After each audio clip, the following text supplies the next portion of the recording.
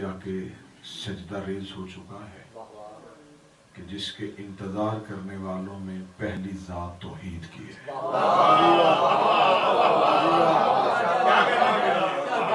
کہ وہ خدا خود یہ چاہتا ہے کہ زمین پہ میرا سراپا نظر آئے، اور وہ اس انتظار میں ہے کہ آدم سے لے کے 11ویں شہنشاہ تک ان حجتوں کا انتقام لینے کے لیے خدا جسے منتقم اللہ بنا کے بھیجے تاکہ وہ زمانے کو عدل و انصاف سے بھر دے۔ میں روزانہ کی مجلسوں میں اپنی کم علمی کے مطابق اور دہلیز سیدہ سے مانگی خیرات پہ اعتماد کے مطابق آپ کے سامنے گزارشات عطیہ کر رہا ہوں۔ سب سے زیادہ آج کے دور میں انسان کو جس کے مقدس وجود کی ضرورت ہے وہ سیدہ کا بیٹا ہے۔ یہ ہے تقاضا ایمان، یہ ہے ماننے والوں کا تقاضا کہ انسانیت آج بھی بھٹک بھٹک کے کسی نہ کسی ہادی کو ڈھونڈ رہی ہے۔ کوئی بھی اپنے حکمران سے راضی نہیں۔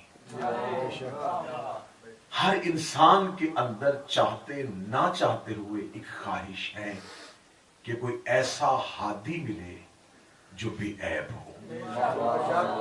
جیسے چاہنے والوں کو مولا کے مقدس وجود کی ضرورت ہے، ایسے ہی حجت کے دشمنوں کو حجت کا خوف بھی ہے۔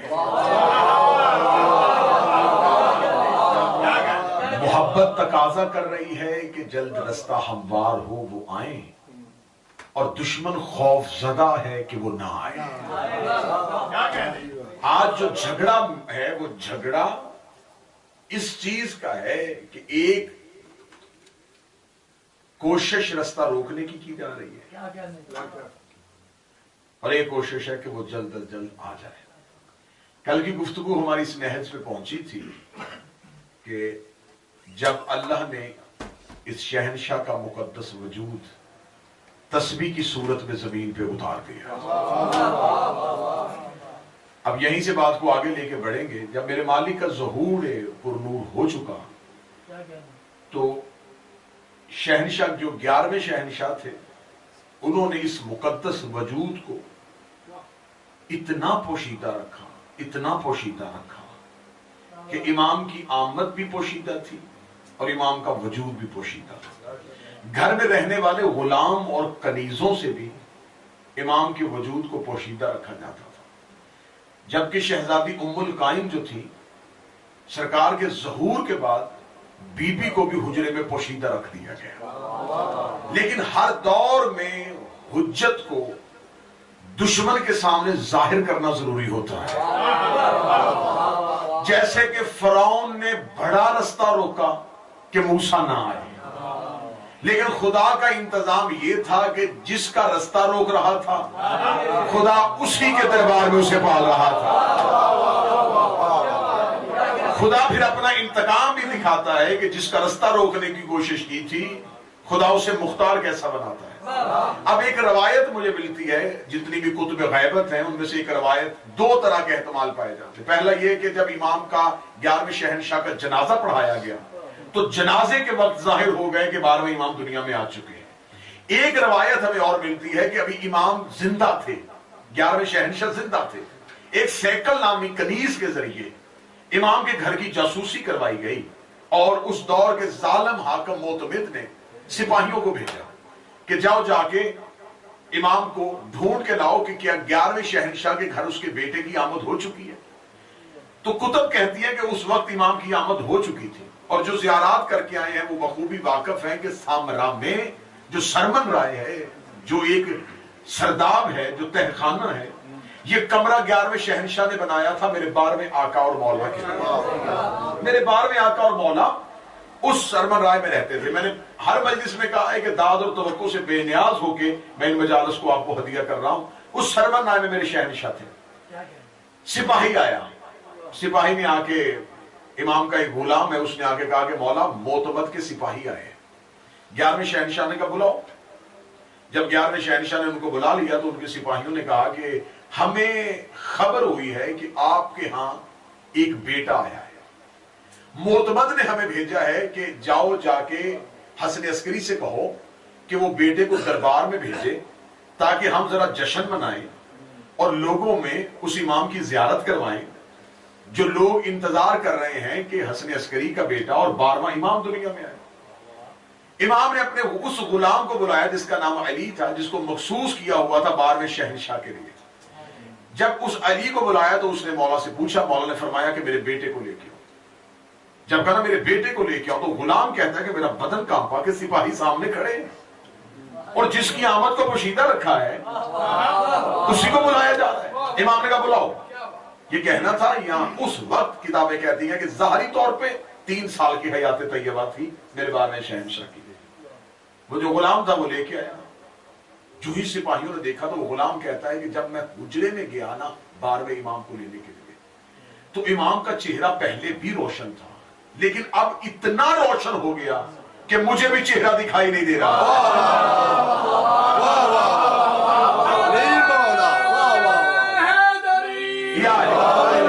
چہرہ امامت اتنا روشن ہو گیا کہ غلام کہتا ہے کہ میرے شہنشاہ کے رخسار مبارک پہ جو ایک تل تھا وہ چاند کی طرح چمک رہا۔ وہ کہتے ہیں کہ امام کا نور سے مجھے بھی امام کے خد و خال نظر نہیں آ رہے تھے اور پورا حجرہ نور سے بھرا ہوا تھا۔ یعنی شہنشاہ کا حکم تھا، ایک حجت کا حکم تھا، دوسری حجت کو لے کے آؤ۔ وہ کہتے ہیں میں نے ہاتھوں میں اٹھایا، جو ہی اٹھایا تو امام نے کہا جاؤ انہیں دربار میں لے جاؤ۔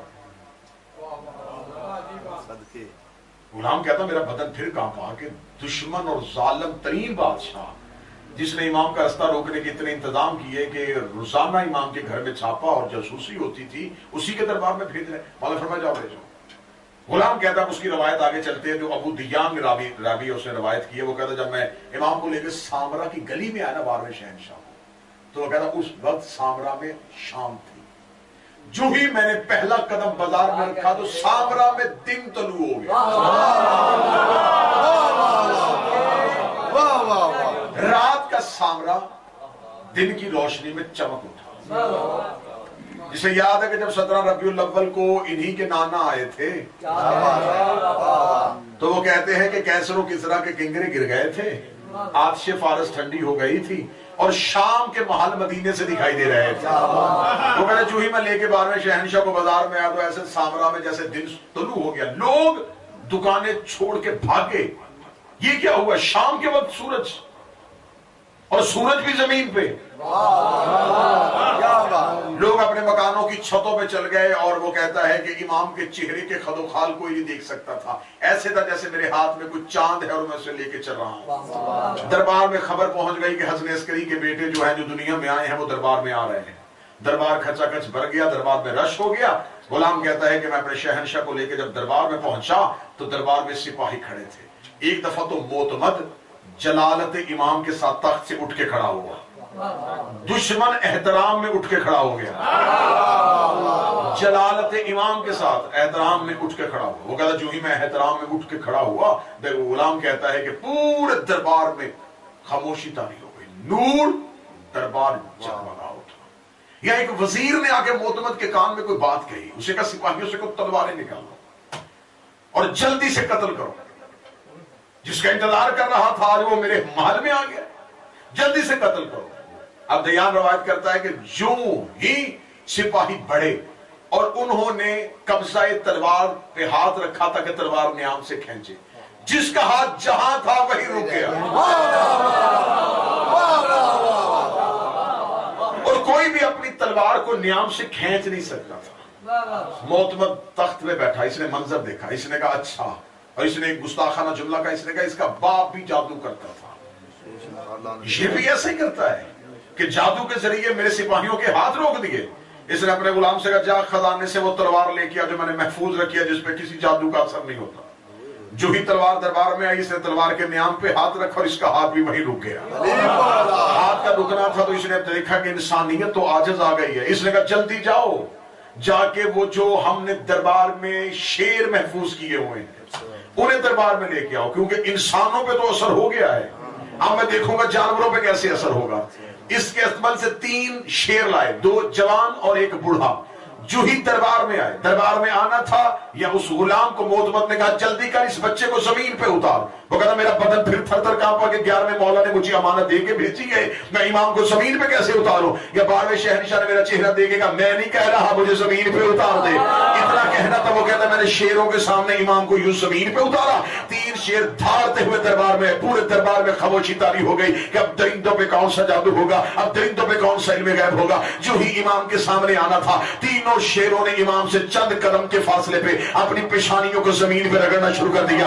امام ان کے سامنے ایسے بیٹھ کے جیسے کوفے کے منبر میں منبر سلوری بیٹھتا تھا. امام ایسے بیٹھ کے جیسے علی امیر المومنین بیٹھتے تھے. اس شیر میں جو سب سے بوڑھا تھا اس نے اپنا منہ آسمان کی طرف کیا اور آسمان کی طرف اشہد ان لا الہ الا اللہ اشہد ان محمد رسول اللہ اشہد ان علی ولی اللہ واشہد ان انت حجت اللہ.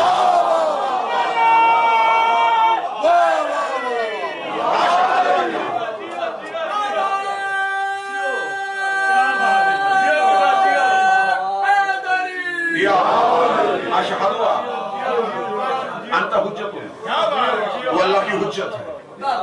اب یہ تھی 12ویں کی غدیر. امام ایسے بیٹھے ہیں جیسے کوفہ کے منبر کے آخری سینے پہ علی بیٹھتے تھے. آگے شیروں نے پیشانیاں زمین پر. بوڑھا شیر اب عقیدوں کا امتحان ہونے لگا. بوڑھا شیر سر اٹھا کے کہنے لگا مدت سے انتظار میں تھا کہ رخ کی زیارت کر سکوں. مولا میں عام شیر نہیں، میں نسل ابو الحارث ہوں جس نے کربلا میں تیرے جد حسین کی نصرت پہ استغاثے میں لبیک کہا تھا. اس کی نسل سے ہوں اور اپنے وقت کے حجت کے انتظار میں تھا. یہ کہنا تھا. امام نے کہا آج اگر اپنے امام کی زیارت کر لی ہے بتا کوئی مشکل تو نہیں. اتنا کہنا تھا. وہ بوڑھا شیر دیکھے گا لگا یہ 2 شیر جو انہوں نے میرے ساتھ رکھے ہیں مجھے بوڑھا سمجھ کے میرا حق کھا لیتے ہیں، مجھے کھانے سے محروم رکھتے ہیں. اتنا کہنا تھا. امام نے کہا اگر آج تو نے پہلی بار زیارت کر لی ہے تو ابھی عطا کر دیتے ہیں. امام نے کہا انہیں سزا ملے گی حق کھانے کی، تمہیں اجر ملے گا صبر کرنے کا. اتنا کہنا تھا. یا بوڑھا جوان ہو گیا اور جوان شیر بوڑھے ہو گئے. جو ہی جوان شیروں کا بوڑھا ہونا تھا اور بوڑھا جوان اپنے شباب میں آیا تو اب پتا چلا کہ بوڑھا سلیمان جوانوں کے سامنے سینہ تھام دیا گیا.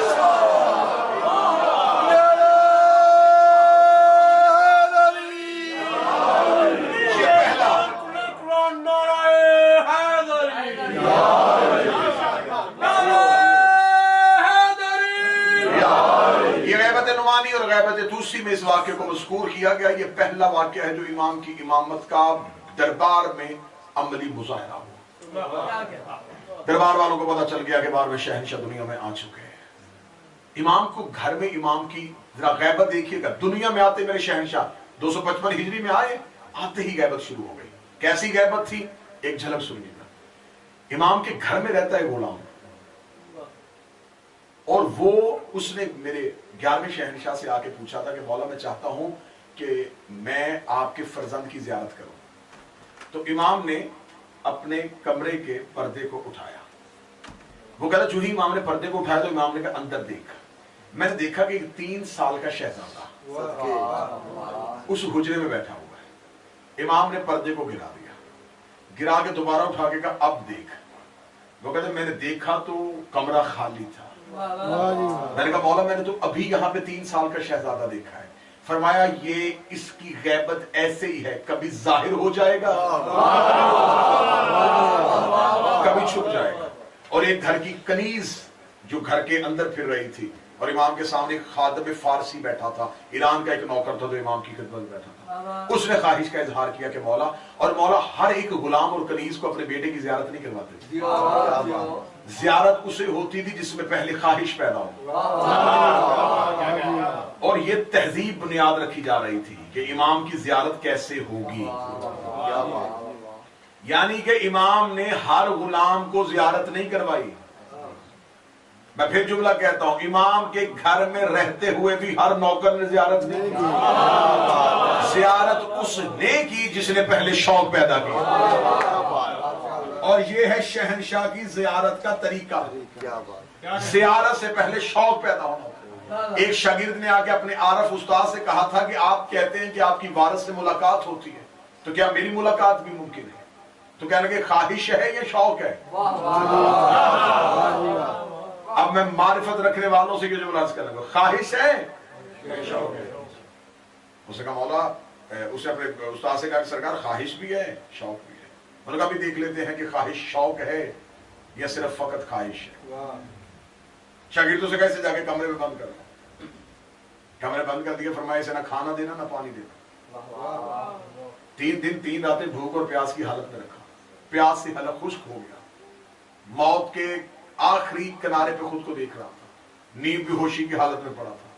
30 دن کی رات کو استاد نے کمرے کا دروازہ کھولا، کمرے کا دروازہ کھول کے پانی کا پیالہ ہاتھ میں لیا، اس کے قریب جا کے پانی کے چھینٹے منہ پہ مارے، بڑبڑا کے اٹھا، اڑتے کا پانی پانی پانی۔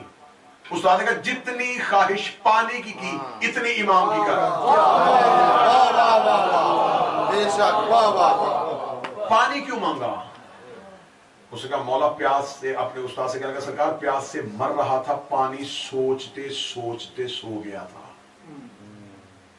کہتے جیسے پانی سوچتے سوچتے سو گیا تھا اور اٹھا تو پانی کی طلب کی، ایسے ہی امام کو سوچتے سوچتے سو جایا کر۔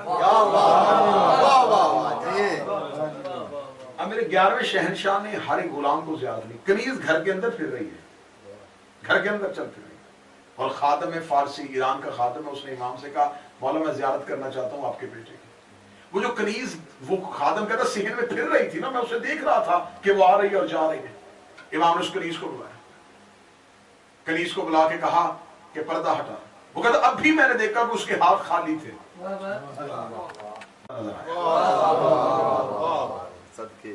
اس نے کہا مولا یہ ابھی میں نے دیکھا کہ کنیز کے ہاتھ خالی تھے۔ فرمایا تب نظر نہیں آ رہا تھا جب تک خواہش نہیں تھی۔ تو نے خواہش کی، ہمیں تم سے زیارت کروا دی۔ جب میرے شہنشاہ نے مسلسل 5 سال 260 ہجری آ گئی، 260 ہجری تک 11ویں شہنشاہ کی شہادت کے بعد امام ہر کسی سے ملاقات نہیں کرتے تھے، امام کی ملاقات کا طریقہ تبدیل ہو چکا تھا۔ امام 12ویں شہنشاہ اپنے اس تہ خانے میں اس سرمن میں رہتے تھے، اور امام نے مخصوص کیا ہوا تھا چند لوگوں کو جو امام سے ملتے تھے۔ امام سے ملاقات کا طریقہ کیا ہوتا تھا کہ ہر شہر میں ایک نائب ہوتا تھا، اس کے بعد ایک بہت جو بڑا نائب اسے نائب اعلیٰ کہتے تھے، لوگ سوال لکھ کے چھوٹے نائب کو دیتے تھے، وہ آ کے بڑے کو دیتا تھا، سارے خطوط اکٹھے کر کے امام کے دروازے پہ جا کے دیے جاتے تھے۔ بی بی حکیمہ خاتون کو، بی بی حکیمہ خاتون پیش کرتی تھی 12ویں شہنشاہ کی بات۔ 12ویں شہنشاہ ان خطوط میں سوالوں کے جواب دے کے واپس بی بی حکیمہ خاتون کو دیتے، بی بی حکیمہ خاتون نائب اعلیٰ کو دیتی، پھر وہ چھوٹے نائبین کو دیتا۔ اگر ان میں سے کوئی شیعہ اپنے کسی خط میں امام سے ملاقات کی تمنا کرتا تو امام اسے خط میں جواب دیتے کہ فلاں دن فلاں وقت میں میرے گھر آ جانا، میں تم سے ملاقات کر لوں گا۔ مخصوص لوگ ملاقات کرتے تھے، مخصوص لوگ ہی امام کی زیارت کرتے تھے، امام ہر کسی سے زیارت نہیں کرواتے تھے۔ معتمد کو پتا چل رہا تھا کہ اکثر شیعہ جاتے ہیں اور امام سے ملتے ہیں، اور اکثر شیعوں کو امام جگہ بتا دیتے، مثلا امام کہتے کہ میں منگل کو تمہیں نجف میں ملوں گا، میں تمہیں بدھ کو مسجد سہلا میں ملوں گا، میں تمہیں کاظمین میں ملوں گا، میں تمہیں سامرا کی پہاڑیوں میں ملوں گا۔ جس جگہ بھی امام سے ملنے کی خواہش لوگ کرتے اور وہاں جاتے، معتمد وہاں اپنے سپاہی کھڑے کر دیتا۔ اگلی دفعہ پتا چلتا کہ امام فلاں جگہ پہ کسی شیعہ کو زیارت کروا گئے، امام فلاں جگہ پہ آگے کسی شیعہ کو زیارت کروا گئے۔ جب امام سے ملاقات کا یہ طریقہ مسلسل چلتا رہا تو پھر اس نے کہا کہ اس روش کو تبدیل کرتے ہیں۔ پھر امام نے کیا کام کیا؟ امام خمس جو ہوتا تھا، خمس اکٹھا کرتے تھے۔ یہ اس دور کی بات ہے اور میں اس دور میں اسے فٹ کرنے لگا۔ جو خمس اکٹھا ہوتا تھا وہ خمس اکٹھا ہو کے امام کی بارگاہ میں آتا تھا، امام اس خمس کو وصول کرتے تھے، اور امام کا خمس وصول کرنے کا طریقہ سننا۔ ایک دفعہ امام کے پاس ایک خمس آیا تھیلیوں کو صورت، امام نے اپنے جو نائب تھا امام نے اس سے کہا کہ اس میں 62 اشرفیاں ہیں، جس میں سے 45 حلال ہیں، باقی حرام ہے. یہ اشرفیاں واپس کر, ہم اس خمس کو قبول نہیں کر رہے کیونکہ اس حرام مال نے اس حلال کو بھی حرام کر دیا. اس کا مولا میں اشرفیاں واپس بھیج رہوں گا جس کی ہیں اس کے خط کے ساتھ, وجہ تو لکھیں یہ کیوں حرام. مولا نے فرمایا وجہ بتا دیتا ہوں. وجہ یہ ہے کہ اس شخص نے دھاگا اپنے گھر میں رکھا ہوا تھا, دھاگا بیچتا تھا, دھاگا رکھا. اس نے اپنے ہمسائے کو وہ دھاگا امانت کے طور پہ دیا اور خود تجارت کے لیے دوسرے شہر پہ گیا. اس کے گھر میں چوری ہو گئی, وہ دھاگا چوری ہو گیا. اس نے شرعی طور پہ قسم بھی اس کو دی کہ وہ دھاگا چوری ہو چکا ہے. اس نے اس دھاگے کی معاوضے کی قیمت تو لی, لیکن اس میں سے 3 دینار زیادہ لے لیے تھے. وہ جو 3 دینار زیادہ لیے تھے اس سے جا کے اس نے تجارت کی. جب اس نے اس سے جا کے تجارت کی تو اس سے اس نے 29 دینار اور کمائے, کیونکہ وہ 3 حرام تھے. جب تجارت کی تو جو آئے وہ بھی حرام ہو گیا. تو لہذا امام نے فرمایا کہ اب یہ مال پاک نہیں ہے, اسے واپس کر. اب خمس وصول کرنے کی شرط یہ تھی کہ امام جب خمس وصول کر لیتے تھے تو جس نے خمس بھیجا ہوتا تھا اسے خط لکھتے تھے. وہ خط اس کے پاس آتا اور امام اس کو بتا دیتے تھے کہ میں نے تیرا خمس قبول کر لیا. اب خمس ڈائریکٹ لوگ نہیں دیتے تھے, دیتے تھے نائبین کے ذریعے سے. لیکن جب آتا تھا تو واپسی پہ امام کا خط آتا تھا, نائب کا نہیں. میں بالکل مدلل طریقے سے آپ کے سامنے تمام کتب غیبت کو اپنی آنکھوں کے سامنے رکھ کے پڑھ رہا ہوں. جتنے نائبین تھے وہ خمس امام تک پہنچاتے تھے, رکھتے نہیں تھے. اور پھر ان کی ذمہ داری تھی کہ اگر کسی سے لیتے تھے تو اسے واپس کیسے پتا چلتا. میں سعد شاہ صاحب سے ایک امانت لوں اور میں کہوں کہ میں پاکستان فلاں بندے کو پہنچا دوں گا. جب اس کے پاس پہنچاؤں گا تو میں اسے کہوں گا یہ کال کریں. کیا بات اصول ہے یا نہیں ہے؟ جس نے مجھے امانت دی ہے اسے بتا دیں کہ آپ کی امانت مجھ تک اس بندے نے پہنچا دی. اب جو نائبین امانت امام کی خمس پہنچاتے تھے وہ جا کے بندوں کو کیسے بتاتے کہ امام تک پہنچ گئے. امام انہیں واپسی پہ خط دیتے, وہ خطوط جا کے دیتے کہ تمہارا اتنا خمس تھا, یہ امام کا تمہارے نام پہ خط آ جائے. اب حاکم کو پتا چل گیا کہ امام تک خمس پہنچ رہا ہے. اس نے طریقہ بدلا. اس نے کہا ایسے کرو جاسوسوں کو اشرفیوں کی تھیلیاں دے دیں کہ تم امام کے شینوں سے کہو کہ امام کا خمس کون اکٹھا کرتا ہے. جو خمس اکٹھا کرتا ہے پہلے اس کا تعاقب کرو, پھر اس کے ذریعے اس بندے تک پہنچو جس کو یہ پہنچاتا ہے. پھر اس بندے کے ذریعے ہم امام تک پہنچیں گے کہ امام کہاں پہ ہے. اس نے خمس کے ذریعے امام کی جاسوسی کرنے کا سوچا. ادھر اس نے دربار میں پروگرام بنایا یا امام نے فوراً ایک ہی خط سارے نائبین کو لکھ دیا, آج کے بعد تم خمس اکٹھا نہ کرنا.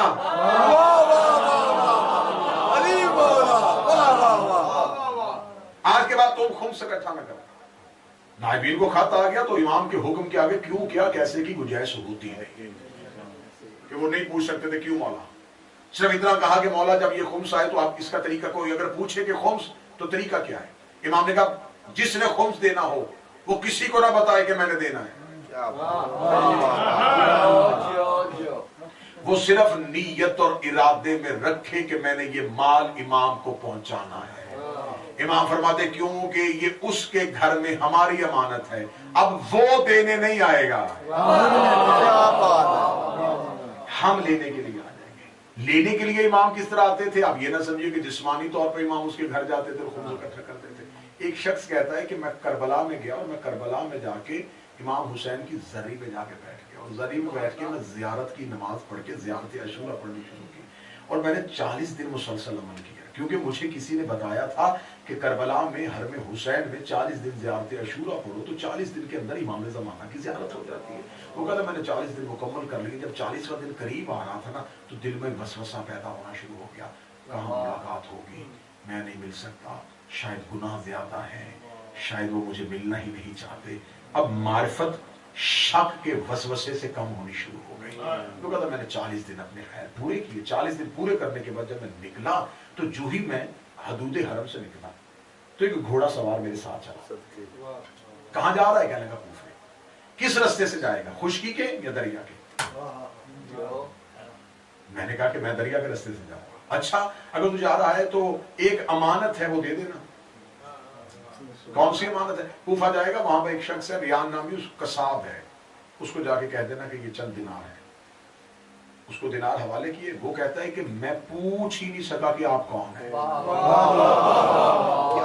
और ये जितनी कुतब मुलाकात बा इमाम ज़माना की मैंने पढ़ी हैं, उन तमाम में ये मुश्तरका बात पाई जाती है कि जब वारिस से मुलाकात हो तो जितनी देर मुलाकात हो आपका ज़हन सवाल सोच भी नहीं सकता।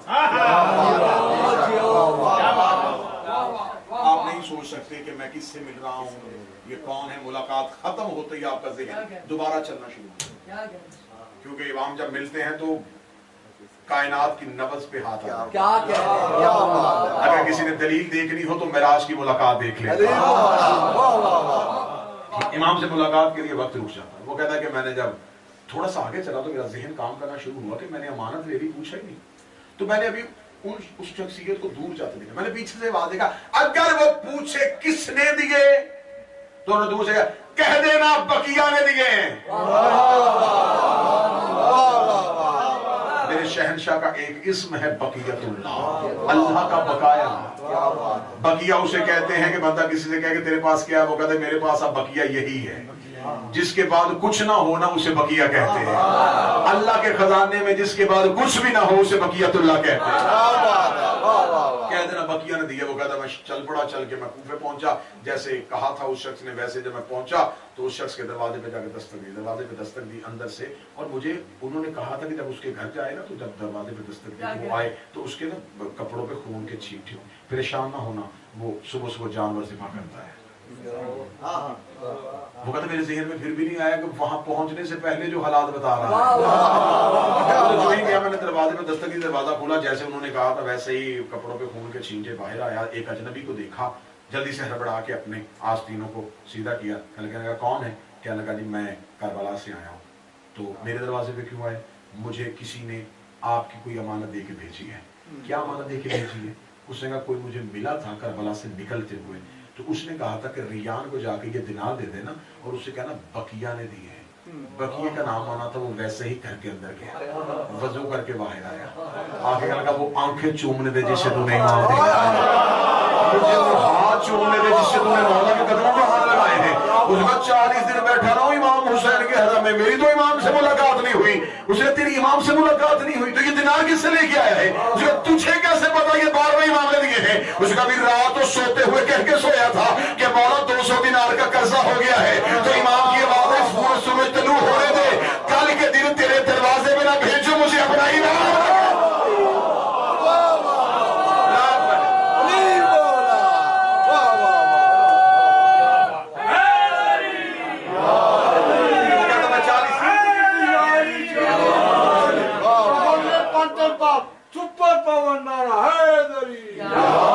वो कहता मैं 40 रातें बैठा रहा और जिसने घर से पुकारा उसको इमाम ने मुसलसल अपनी गायबत को छुपाए रखा। फिर एक वक्त आया कि मोतमद ने अपने सिपाहियों को भेजा। इसने सिपाहियों को भेजा कि जाओ, जाके ये खुद बगदाद में था और ये रात को सो नहीं सकता। इमाम का खौफ इसे सोने नहीं देता।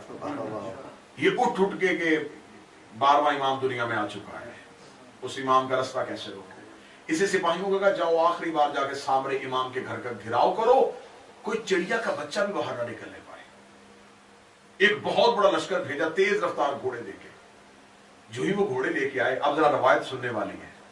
जब वो पहुंचे तो वाजिद भाई वो कहते हैं कि जो ही हम इमाम के घर का हमने घेराव किया, घेराव करके तो वो सिपाही कहते हैं कि जब हम पहुंचे तो देखा कि एक हबशी गुलाम घर के दरवाजे में बैठा कुछ बुन रहा था। जो ही सिपाही आए ना तो वो इतना परेशान नहीं हुआ, खौफज़दा नहीं हुआ, डरा नहीं। उसने ऐसे देखा और फिर वो कमर बंद सी रहा था, उसे सीना शुरू कर दिया। सिपाहियों ने कहा इतना बड़ा लश्कर आया दरवाजे पे, ना खौफज़दा हुआ, ना डरा, ना सहमा। उनमें जो उनका सरदार था, सिपा सलार था, उसने आगे खड़े होकर कहा इस घर में कौन रहता है? उसे सीधे इस घर का मालिक।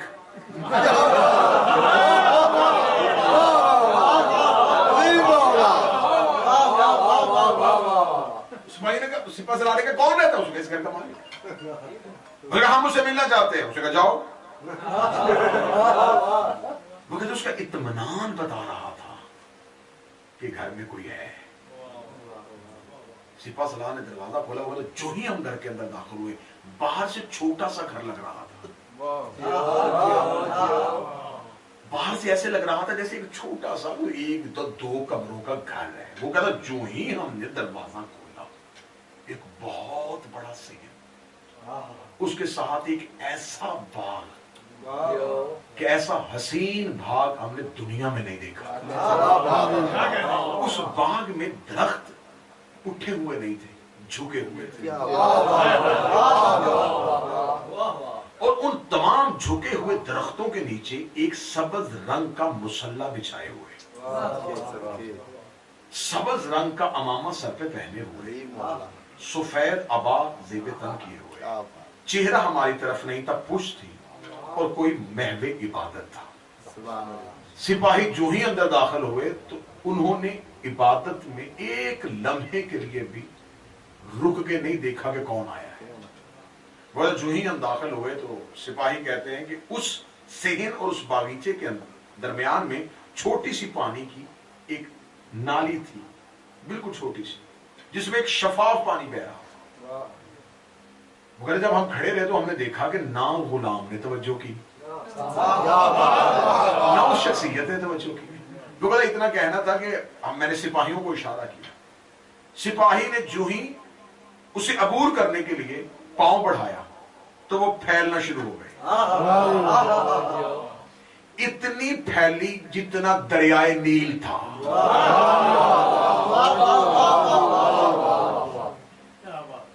जो ही उन्होंने फैलता हुआ दरिया देखा, उन्होंने अपने पांव को समेट लिया। अब जो भी आगे बढ़ने का इरादा करता वो फैल के दरिया की सूरत इख्तियार करता तो आखिर उन्हें खतरा लाहक हो गया कि हम तो इसको अबूर नहीं कर सकते। वो कहते हम खड़े होकर आवाजें देते रहे, किसी ने हमारी तरफ पलट के ना देखा। जो ही हम वापस पलटे तो हमने उसी हबशी गुलाम के कांधे पे हाथ रख के कहा उस शख्स तक पहुंचने का कोई रास्ता है? अब सदर में कैसे कहूंगा और तुम कैसे सुनोगे? मैंने कहा था कि वो पानी दरिया बन चुका था। कौन सा दरिया? नील का दरिया। उन्होंने कहा उस शख्स तक पहुंचने का कोई रास्ता है? हबशी गुलाम ने कमरबंद सीते हुए मुंह करके कहा तुम में कोई मूसा है?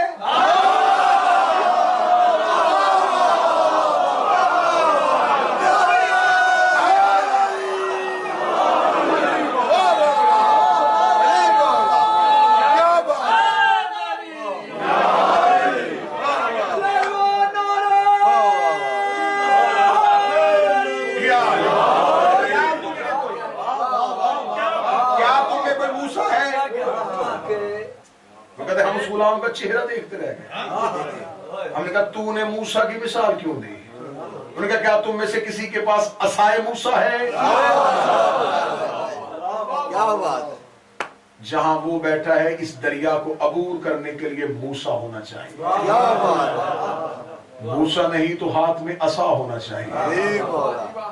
उन्होंने कहा कहां से लेके आए असाए मूसा? हम तो मोतमद के सिपाही हैं। इतने साल, 1000 साल पहले मूसा दुनिया से चला गया, कहां से लेके आएंगे मूसा का असा? अब हमने तो खतीब और जाकिर तो लफ्ज ही पढ़ने होते हैं ना, आगे मजमा होता है कितना सही उसका साथ चल रहा है। उसने कहा वो मूसा नबी था, असा नबियों के पास होते हैं।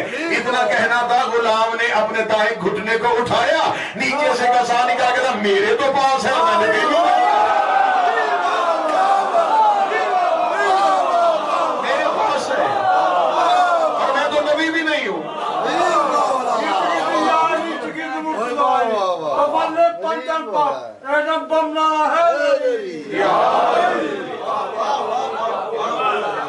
मेरे पास है लेकिन मैं तो नबी भी नहीं। तू कब उनको मिलता है? कह रहा जब वो चाहते हैं। सिपाही आजाद आ गए और वापस गए। वापस जाके मोतमद को खबर दी और उसके जिस्म पे लर्जा तारी हो गया, क्योंकि जिसका रास्ता रोक रहा है वो तो इस इंतजाम के साथ बैठा है कि उस तक पहुंचने के लिए भी मूसा होना चाहिए। आखिरी जब इसने जिसारत की थी, जिसके बाद मौला गैबत कुबरा में चले गए, वो आखिरी जिसारत जो थी, इसने फिर एक दूसरी दफा बहुत बड़ा लश्कर लेके और खुद साथ जाके اس نے امام کے سرمنرائے جہاں امام کا سرداب تھا وہاں پہنچا، اور کتب کہتی ہے یہ جملہ بھی بڑا کمال ہو گیا، جب یہ وہاں پہنچا تو وہاں پہنچ کے جو ہی یہ سرداب کے باہر پہنچے تو اندر سے قرآن پڑھنے کی آواز آ رہی، انہیں یقین ہو گیا کہ امام اندر ہی ہے۔ جو سپہ سالار تھا، جو سردار تھا اس لشکر کا، وہ سیڑھیاں اتر کے اندر گیا ہے، اور جب باہر نکلا ہے تو اس کے پیچھے پیچھے کوئی شخصیت چلتی ہوئی آ رہی ہے۔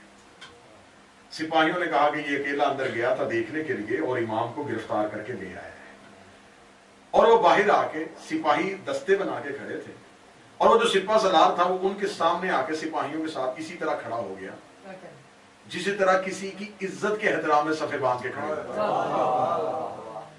اور وہ جو شخصیت سرداب سے باہر نکلی، جو ہی وہ باہر آئی تو اسی سپہ سالار نے سپاہیوں کو اشارہ کیا، سپاہیوں نے رستہ چھوڑا، درمیان سے میرے آقا اور مولا نکل گئے، درمیان سے جب میرے آقا اور مولا کا گزر جانا تھا، جب امام نے گھر کا دروازہ عبور کر لیا تو فوراً سپہ سالار آنکھیں کھول کے کہنے لگا میں نے نیچے ایک شخص کو دیکھا ہے جو قرآن پڑھ رہا ہے، آؤ میرے ساتھ چلو۔ سپاہی دیکھے کہ لگے کس شخص کو؟